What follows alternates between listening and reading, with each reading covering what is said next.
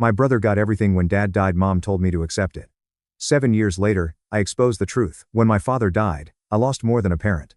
I lost my home, I lost my family, and for 7 years, I believed I had lost the only person who ever truly understood me. My brother, Adrian, stood beside my mother at the lawyer's office in a black suit that looked too expensive for a funeral. His eyes were red, but not from crying. Adrian had always known how to perform grief when people were watching. My mother sat beside him, holding a tissue in one hand and my father's gold watch in the other. I sat across from them, wearing the same navy blazer I had worn to job interviews, funerals, and every serious moment of my adult life. It was the only decent jacket I owned. The lawyer, Mr. Whitaker, opened the folder. He looked uncomfortable before he even spoke. That should have warned me. Your father's estate, he said slowly, will be transferred entirely to Adrian. For a moment, I thought I had misheard him. I looked at my mother. She didn't look surprised. I looked at Adrian. He looked down at the table, but the corner of his mouth moved just slightly. A smile. A tiny, careful smile. What? I said. Mr. Whitaker adjusted his glasses. The house, the lake property, the investment accounts, the business shares, and all remaining personal assets. Everything goes to Adrian. My chest tightened. That can't be right. My mother finally looked at me. Her eyes were tired, cold, and already decided. Daniel, she said, your father made his choice. I stared at her. My father would never do that. Adrian sighed like I was embarrassing everyone. Don't make this harder than it already is. I turned to him. Harder for who? He leaned back. Dad trusted me to handle things.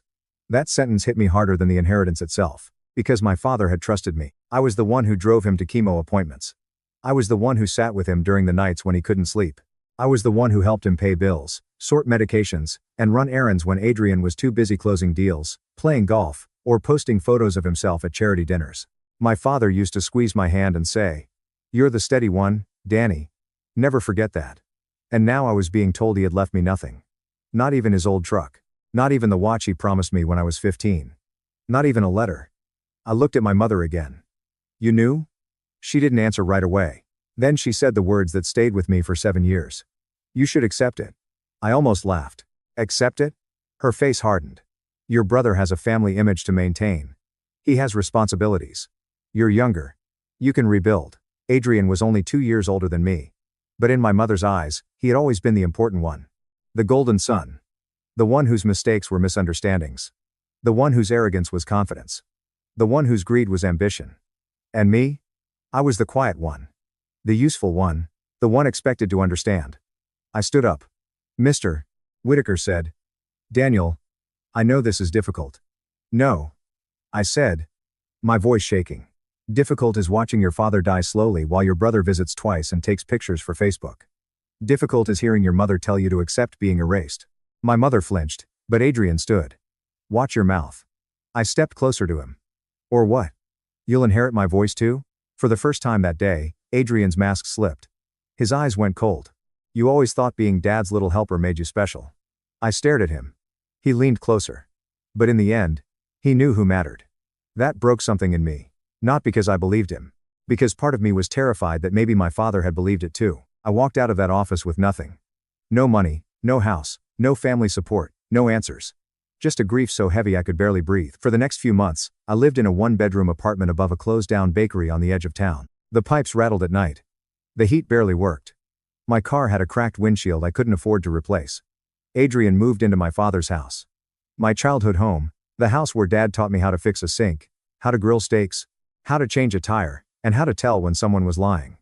Mom moved into the guest suite. They hosted dinners there. They invited relatives. They told everyone Dad had wanted Adrian to carry on the family legacy. And when people asked about me, Mom said, Daniel is struggling, but we hope he finds peace. Peace. That was what they called silence when they benefited from it. For the first year, I stayed quiet. I worked 2 jobs. During the day, I managed inventory at a hardware warehouse. At night, I cleaned offices downtown. Sometimes I would pass Adrian's company building while taking the bus home. His name was on a sign in the lobby, polished brass under bright lights. I used to stand outside in the cold and wonder what I had done wrong. Then one night, while cleaning a law office, I found myself staring at a framed quote on the wall. Truth is patient. It waits for the right witness. I don't know why that sentence stayed with me. But it did. Because the truth about my father's will didn't make sense. Dad was many things. Stubborn. Proud. Private. But he was not cruel. And leaving me with nothing after everything I had done for him? That was cruelty. So I started looking. Quietly. At first, I didn't know what I was searching for. I found old emails from Dad saved in my inbox. I reread every message. Most were simple. Can you stop by after work? Bring soup if you can. Don't tell your mother I skipped lunch. But then I found one from 8 months before he died. Subject line: when the time comes. My hands went cold before I even opened it. The email said, Danny, if anything happens and things don't feel right, don't react immediately. Watch. Listen. People reveal themselves when they think they've won. That was it. No explanation. No attachment. Just those words. I read them 10 times. Then 20. That night, I didn't sleep. The next morning, I called Mr. Whitaker's office. His assistant told me he had retired. A week later, I learned he had moved to Arizona. I emailed him. No reply. I sent a letter.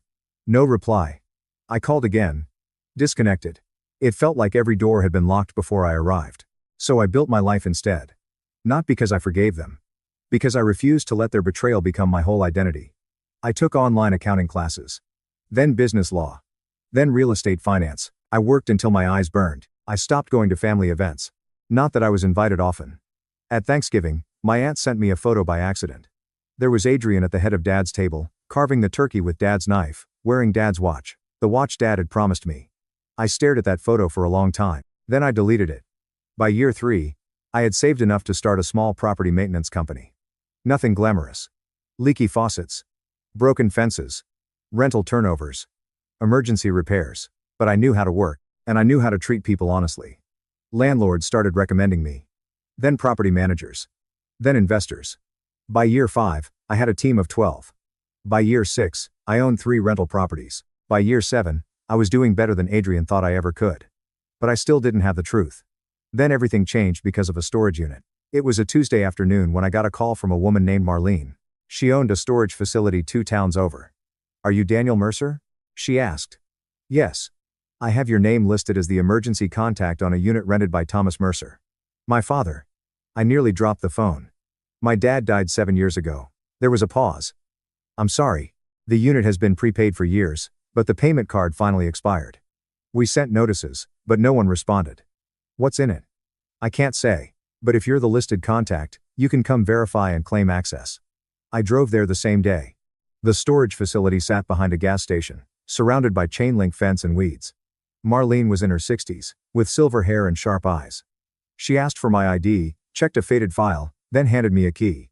Unit C17, she said. Your father rented it about a year before he passed. My hands were shaking when I unlocked the metal door. Inside were boxes. Not furniture. Not junk. Boxes. Labeled in my father's handwriting. Taxes. Medical. House. Daniel. I stood there staring at my own name. Then I opened the box.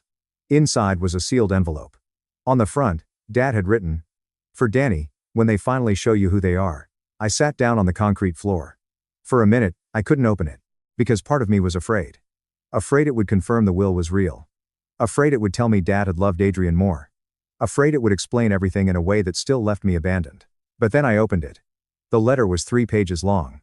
My father's handwriting was weaker than I remembered, but still clear. Danny. If you are reading this, then I was right to be afraid. I have not told you everything because I did not want your last memories of me to be filled with anger. But you deserve the truth.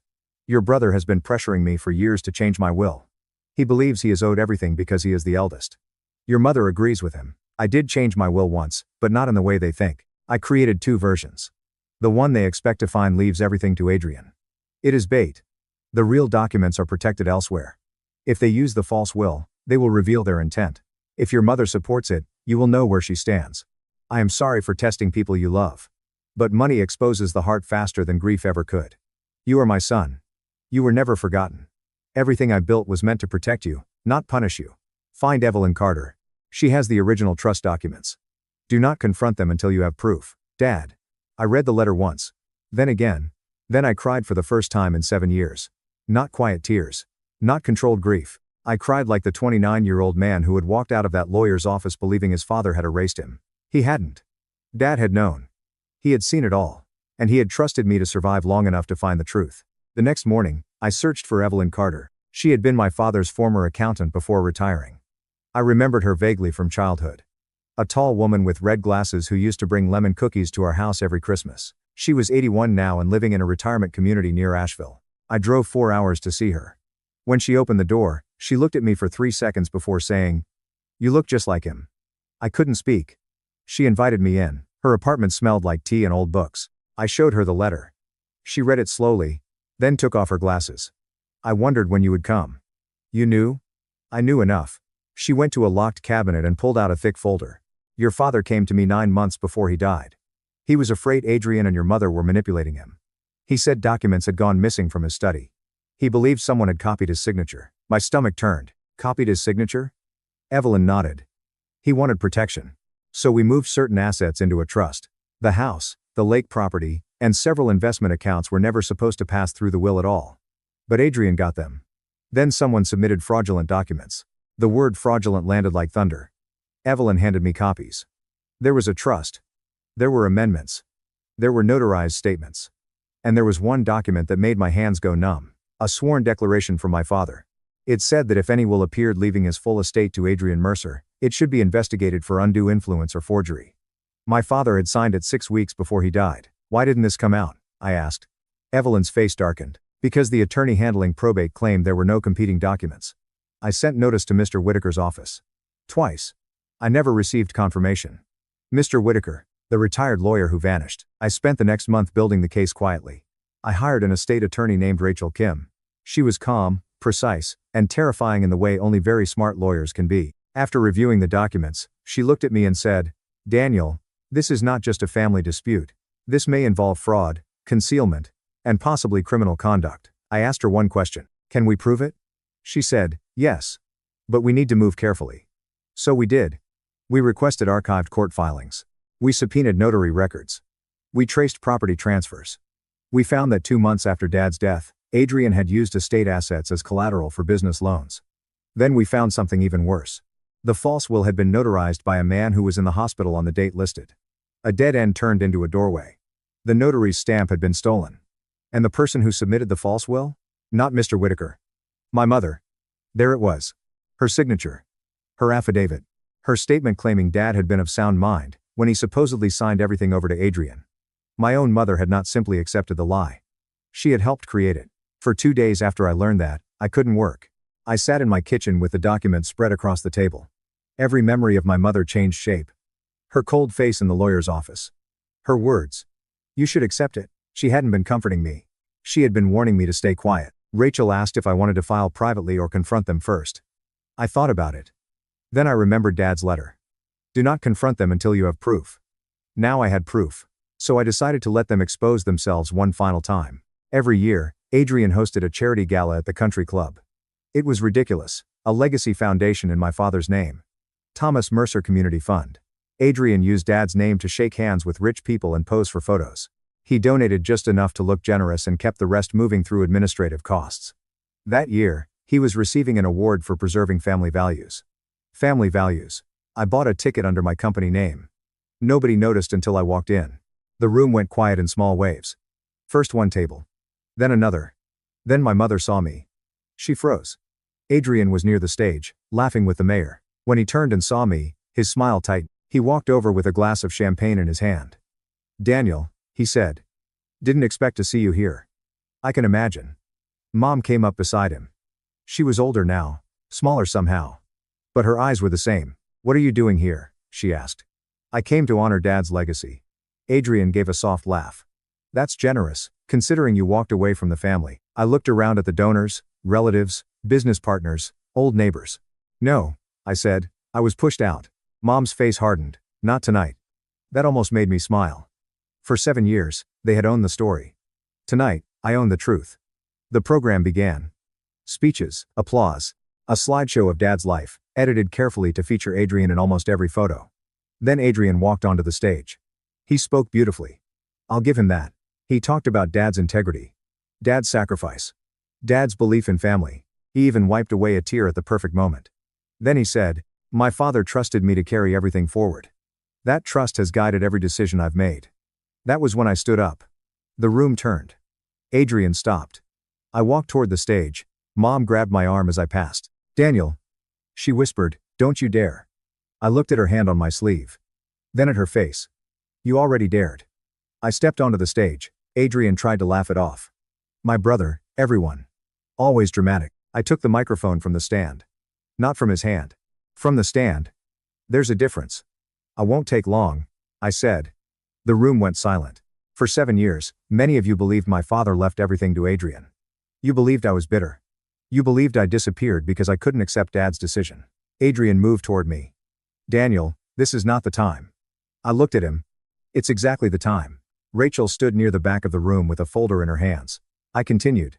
My father did not leave everything to Adrian. The will used after his death was fraudulent. A wave of whispers moved through the room. Adrian's face drained. Mom sat down slowly. I held up a copy of Dad's letter. My father knew he was being pressured. He knew documents were being taken. He created a trust to protect his real wishes. Adrian snapped. This is insane. I looked at the audience. The house, the lake property, and several investment accounts were never supposed to go to Adrian. They were placed in a trust. And according to my father's signed declaration, any will leaving everything to Adrian should have been investigated. The mayor stood near the front, looking like he wanted to disappear. An older uncle shouted. What proof do you have? Rachel walked forward. I nodded to her. She handed copies to the event coordinator, who had already agreed to connect my laptop to the projector after I made a donation large enough to get her attention. The screen behind me changed. Documents appeared. Dad's signed declaration. The trust summary. The false notary record. The hospital verification proving the notary could not have witnessed the will. Then the affidavit. My mother's affidavit. Gasps filled the room. My mother whispered, no. I turned to her. You told me to accept it because you thought I would never find this. Adrian lunged toward the laptop, but 2 security guards stopped him. This is slander, he shouted. Rachel calmly stepped onto the stage. No, Mr. Mercer. It is evidence. Filed this morning with the court. Filed this morning. That was the part they didn't know. This wasn't just a public confrontation. It was already legal. Adrian looked at Mom. And in that moment, I saw the truth of their relationship. Not love. Not loyalty. Panic. He pointed at her. She handled the paperwork. The room went dead silent. My mother looked at him as if he had slapped her. Adrian. He backed away. I didn't know it was fraudulent. I almost laughed. There it was. 7 years of brotherhood reduced to self-preservation in under 10 seconds. Mom stood, trembling. You said it was what your father wanted. Adrian snapped. You wanted Daniel out just as much as I did. Every camera phone in the room was raised now. The truth no longer needed me. It was speaking for itself. I looked out at all those people who had believed I was the bitter son. Then I said the final words I had come to say. My father did not build his life so his name could be used as a mask for greed.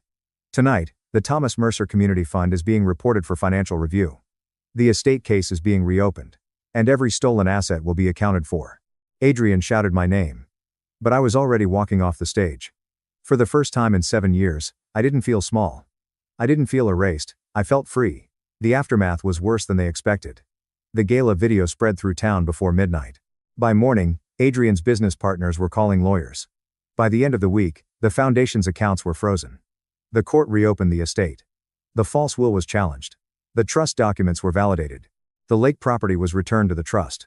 The house was tied up pending review. Adrian's loans became a problem because he had borrowed against assets that were never legally his. Banks don't like that. Neither do prosecutors. Mom called me 12 times in one day. I didn't answer. Then she came to my office. My assistant asked if I wanted security to escort her out. I almost said yes. But then I saw her through the glass wall. She looked old, not because of age. Because lies take something from people when they finally collapse. I let her in. She stood in front of my desk, clutching her purse like a shield. Daniel, she said. I waited. She started crying. I made mistakes. I said nothing. I was grieving. Adrian told me your father wanted him to handle things. I thought. No. I said. She stopped. You didn't think. You chose. Her mouth trembled. He was always more fragile than you. That sentence almost broke my calm. Adrian? She nodded through tears. He needed more. I stood up slowly. And because he needed more? I deserved nothing? No, that's not what I mean. It is exactly what you mean. She looked away. I walked to the window. Outside, my crew was loading equipment into one of our company trucks. 7 years earlier, I had been cleaning offices at midnight. Now my name was on the building. Not because anyone handed it to me, because I rebuilt myself from the wreckage they left behind. I turned back to her. Dad was dying, and I was there. I fed him, bathed him, sat beside him, held his hand when he was scared. Where was Adrian? She cried harder. He didn't know how to handle it. But I did? She had no answer. That was the story of my life. Adrian was protected from responsibility. I was punished with it. Finally, she whispered, "Can you forgive me?" I looked at her for a long time. "I don't hate you." Hope flashed in her eyes. But I continued. "And I don't trust you." Her face collapsed. "Daniel, you didn't just steal money from me. You helped steal my last memory of Dad. For 7 years, I wondered why he abandoned me. You let me believe that." She covered her mouth. "I'm sorry. I know. And I did know." Maybe she was sorry. Maybe she was just scared. Maybe both. But sorry doesn't rebuild trust. Sorry doesn't return 7 years. Sorry doesn't undo the nights I lay awake thinking my father had chosen Adrian because I wasn't enough. I walked to the door and opened it. "We'll speak through attorneys from now on." She stared at me. "You're cutting me off?" "No," I said. "I'm accepting what you taught me." She left crying. This time, I did not follow. Adrian tried to fight. Of course he did. He claimed Dad had been confused. Then he claimed I forged the storage letter. Then he claimed Mom manipulated him. Then Mom claimed Adrian manipulated her. Their lawyers started turning on each other before the first hearing. It was almost impressive. The truth didn't need to be dramatic. It was documented. Clean. Organized. Patient. Exactly like Dad had planned. 6 months later, the court invalidated the fraudulent will. The trust was recognized. Several assets were restored. Adrian was forced to sell his vacation home to cover debts. His company lost 2 major contracts. The foundation was dissolved. Mom avoided prison by cooperating, but her reputation never recovered. As for me, I received what Dad had intended. Not everything. That surprised people. Dad had not left me the entire estate. He had divided it in a way that made sense. Some money to charity, some to long-term family maintenance. Some to me. Even a smaller protected portion for Adrian, if he had acted honestly. That part hurt in a strange way. Because Dad had not hated Adrian. He had given him a chance. Adrian was the one who destroyed it. The house came back to the trust. I could have moved in. Everyone expected me to. But when I walked through the front door for the first time in 7 years, I didn't feel home. I saw Dad's chair. The staircase. The kitchen table. The doorway where Mom had measured our heights in pencil when we were kids. I also saw Adrian carving turkey in Dad's seat. Mom telling me to accept it. Relatives looking away. Memories can be stolen from a house just like money. So I sold it. Not immediately. First, I took Dad's watch from Adrian. He gave it back through his attorney in a padded envelope. No note. No apology. I opened the envelope alone. The watch was scratched. Worn. Still ticking. I held it in my palm and remembered being 15, standing in the garage while Dad changed the oil in his truck. He had tapped the watch and said, "One day, this is yours." Not because it's expensive. Because time is the only thing worth respecting. For 7 years, they had stolen my time. But not the rest of it. I sold the house to a young couple with 2 kids. Before closing, I walked through every room. In Dad's study, behind an old built-in shelf, I found one more thing. A small carving in the wood. D. M. My initials. And under them, barely visible. Steady one. I smiled. Then I walked out and locked the door. A year after the gala, Adrian asked to meet. I almost refused. But curiosity won. We met at a diner off the highway. He looked different. Less polished. Thinner. Still handsome, but worn around the edges. He sat across from me and didn't order food. "I lost almost everything," he said. I stirred my coffee. "You lost what wasn't yours." His jaw tightened. Then loosened. "I know." That surprised me. He looked out the window. "I hated you." "I know." His eyes flicked back to me. "Dad trusted you. Even when I was older. Even when I was the one doing everything right on paper. You weren't doing everything right." He gave a humorless laugh. "No. I was doing everything visible." That was the most honest thing Adrian had ever said to me. He rubbed his hands together. "Mom always made me feel like I had to win, and you chose to believe winning meant taking from me." He nodded. "For once, no excuse. I'm not asking for money." "Good. I'm not asking you to fix anything." "Also good." He swallowed. "I just wanted to say I'm sorry." I looked at him. There had been a time when those words would have saved me. At 29, sitting in that lawyer's office, I would have given anything for Adrian to say them. At 36, they were just words. Not meaningless. But not enough. "I hear you," I said. His face fell slightly. That was all I could give him. He nodded. Then he stood to leave. At the door, He turned back. Did Dad really leave me something? I took a slow breath. Yes. His eyes shone. If you had told the truth, you would have been taken care of. He looked down. For the first time in my life, Adrian looked like a man who understood the size of what he had lost. Not the money, the chance. After he left, I sat there until my coffee went cold. I didn't feel victorious. That may disappoint some people. Revenge stories are supposed to end with fireworks. With enemies destroyed. With the hero laughing over the ruins. But real life is quieter. The truth didn't give me back my father. It didn't give me 7 years. It didn't give me a mother I could trust or a brother I could love without caution. But it gave me something. It gave me my father's voice back. For 7 years, I had carried a question like a stone in my chest. Why wasn't I enough? The answer was simple. I had always been enough. Greedy people just needed me to believe I wasn't. Today, Dad's watch sits on my desk. I don't wear it often, not because I'm afraid to damage it. Because I like seeing it while I work. A reminder. Time reveals people. Pressure reveals people. Money reveals people. But truth? Truth waits. And when it finally arrives, it does not need to shout. It just opens the door, walks into the room, and lets everyone see what was hidden. My brother got everything when Dad died. My mother told me to accept it. And for 7 years, they thought I had. But I wasn't accepting the lie. I was surviving long enough to expose the truth. And once I did, they lost the only thing they had left. The story they had told about me.